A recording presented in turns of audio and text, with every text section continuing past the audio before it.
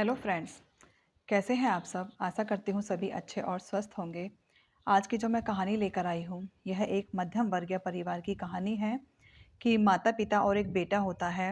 जैसे-तैसे करके अ, मुश्किलों और हालात से लड़ते हुए वो अपने बच्चे को पाल रहे थे और बच्चा भी होनहार और काबिल था और बच्चा भी आगे दिन प्रतिदिन अपना आगे बढ़ रहा था, पढ़ाई कर रहा था। तो जब बच्चा 12th में आता है, 12th में आने के बाद में बच्चों की रंगत-संगत सब बदल जाती है। चाहे हम अपने बच्चे को कितनी ही अच्छे तरीके से पालें, लेकिन उसमें थोड़े बहुत चेंजेस हमारे प्रति आ ही जाते हैं। लेकिन इसमें ऐसा नहीं है, तो बच्चा का 12th का रिज़ल्ट पास आउट होता है और पास आउट हो जब उसका रिज़ल्ट होता है, तो वो रिज़ल्ट लेकर बड़ी खुशी-खुशी वहाँ से आता है। और जैसे दौड़कर आता है तो माँ किचन में चाय बना रही होती है, पापा घर में बैठे होते हैं, तो वो आकर कहता है, "पापा मैं देखो पास हो गया और बहुत अच्छे नंबरों से पास हुआ हूँ।" तो पापा बैठे अखबार पढ़ रहे थे, तो मम्मा किचन से भागी-भागी आती है और वो जैसे ही मार्कशीट की तरफ हाथ बढ़ाती है, या मैं यूँ कहूँ अखबार में नंबर आता था पहले, तो जैसे ही वो अखबार की तरफ हाथ बढ़ाती है, तो बेटा तुरंत कहता है कि माँ, तुम अनपढ़ हो, तुम्हें कैसे बताऊँ? तुम क्या देख पाओगी? क्या तुम पढ़ पाओगी? और माँ वहीं पर खड़ी रह जाती है और उस हाथ को अपना इतनी संकुचित होकर वो पीछे खींच लेती है। और खींचने के बाद उसकी आँखों से आँसू टपकने लगते हैं, जो उसके पिता देख रहे होते हैं। और अपने आँसुओं को अपने साड़ी के पल्लू से पोंछते हुए वो वापस किचन में चली जाती है।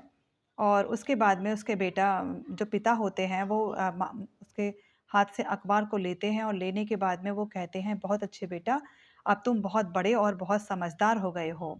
तो पिता कहते हैं कि तेरी माँ अनपढ़ है, तूने सच कहा। क्योंकि जब तू गर्भ में था, पेट में था, तो तेरी माँ को दूध पीना बिल्कुल पसंद नहीं था। लेकिन वो फिर भी तेरे लिए दूध पीती थी, क्योंकि उसे लगता था कि वो दूध पिएगी तो तू स्वस्थ रहेगा। और तेरी माँ को पपीते खाना के वो केले खाना, फल फ्रूट खाना बिल्कुल पसंद नहीं था, लेकिन वो फिर भी खाती थी, क्योंकि अनपढ़ है ना। तू बड़ा रहे, तू अच्छा रहे, तू स्वस्थ रहे, इसलिए वो खाती थी, क्योंकि तेरी माँ अनपढ़ है ना। और जब तू सोकर नहीं उठता था, तेरे सोकर उठने से पहले ही वो तेरा लंच तैयार करती थी, तेरे लिए बैग लगाती थी, तेरे को बस स्टॉप तक छोड़कर आती थी, क्योंकि वो अनपढ़ है ना। वो इस तरह से पिता उसको कहते हैं। और रोज़ाना दरवाजे पर खड़े होकर तेरी राह तकती है, तेरी पसंद का खाना बनाती है और तेरे को कपड़े प्रेस करके देती है, तेरे सब काम करती है, क्योंकि वो अनपढ़ है ना।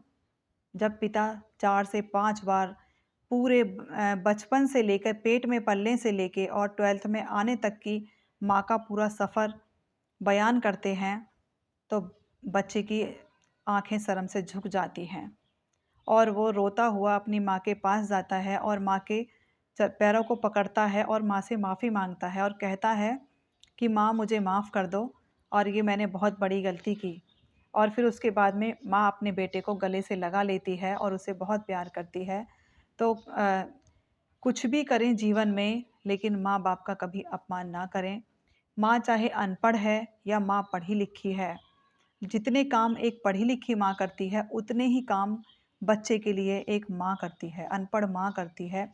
और ज़्यादा सम्मान अनपढ़ माँ का ही होना चाहिए, क्योंकि वो अनपढ़ होने के साथ अपने अपने बच्चों को इस लायक बना देती है कि वो समाज में उठने-बैठने लायक और पढ़ने लायक हो जाएँ।